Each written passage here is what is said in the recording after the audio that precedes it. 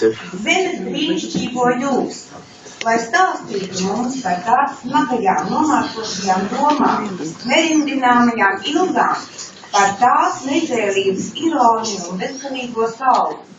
Es mīlu kokus, kas bez jau kādu kristīgo izjūtu starpniecības, pateicoties vien sava majestātiskuma un klusēšanas brīnuma, dailē īsteno varu un egoisma cīņu un sadursmi. Kokiem nav neviena soļa, kas no saviem neaizskaramības augstumiem spriestu par vienu. Neviens priekšpēc vien mānīgi nesola pidošanu, grēkiem un tuvākiem. Neviens ārsts to neārstē ar dziedināšanas līdzekļiem un nepārsiena brūces. Es mīlu cilvēku un dzīvnieku augumus. Mūsu apmātās maņas visos veidos mēģinājuši attēlot sievišķo un vīrišķo augumu.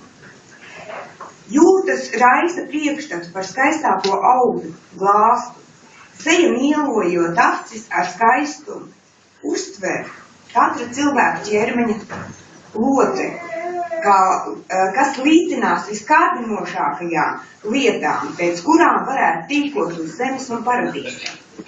Cilvēka balss vibrē, ekstāzē, ko nespēja neviena skaņa, kas meistarīgi izvilināta no instrumenta, un nekas nav tik pārliecinoši, nekas tik pārliecinoši neapskurbina garšu kā skulptā pavērts lūpu ieskārījums.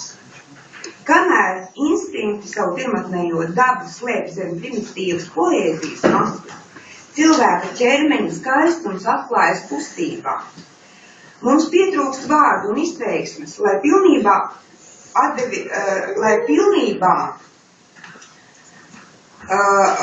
aprakstītu krāšņumu, kāds ir vīrieša ķermenis, spēkojoties vai boksējoties. Dejai pilnībā atdevusies sievietes ķermenis.